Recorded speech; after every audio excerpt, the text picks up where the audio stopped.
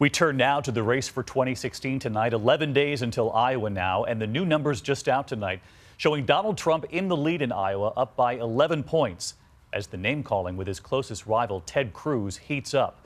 Meanwhile, Trump's new champion, Sarah Palin, fundraising for herself and what she told our team about her son, his PTSD, after she seemingly connected it to President Obama. ABC's Tom Yamas on the campaign again tonight. Tonight, Donald Trump saying his Republican nemesis, Senator Ted Cruz, has lost his mojo. Ted is starting to go down. He's getting nervous. He had his moment and he blew it. Today, Cruz sitting down with George Stephanopoulos, suggesting Trump's priorities are all wrong. Is he qualified to be commander-in-chief? Well, you know, that's going to be a determination that the American people are making. I would suggest that the next commander-in-chief, instead of living or dying by the daily polls and by the latest Twitter storm, should focus on identifying our enemies, listening to the expert advice of generals and admirals and national security experts, and doing whatever is necessary to keep this country safe. This week, Cruz blindsided by Trump's blockbuster Sarah Palin endorsement. Are you ready to make America great again?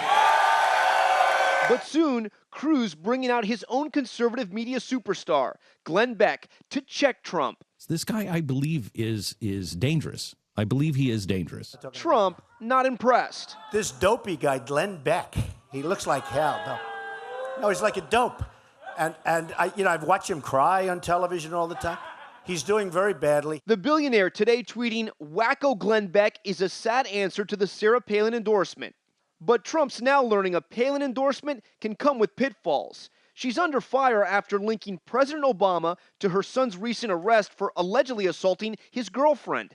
Palin revealing 26-year-old Track Palin, who served a year in Iraq, now suffers from PTSD, and she's pointing the finger at the president. It's a shame that our military personnel even have to wonder if they have to question if they're respected anymore. It starts from the top. That comes from our own president. Palin later doubling down in an interview with ABC News back home in Alaska. My family is no different from other families that are dealing with some of the ramifications of war, and just really appreciate people who will support our troops and make sure that they are treated better than illegal immigrants, for one. But her comments are not sitting well with some veterans. The head of one leading Iraq and Afghanistan vets group tells us PTSD is a serious subject which should not be politicized or used as a political talking point.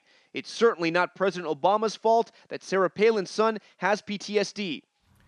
And now Sarah Palin asking for money for herself. Her super PAC sending out this email right here asking for contributions so she can keep traveling and, quote, endorsing anti-establishment candidates who will not play politics as usual. Dave, it sounds like we're going to hear a lot from Sarah and see a lot more of her as well. I'm used to seeing you in Iowa, not used to seeing you in person. Great to have you. Love Iowa. It's a lot warmer here. I'm sure you'll be headed back soon, Tom. Thanks.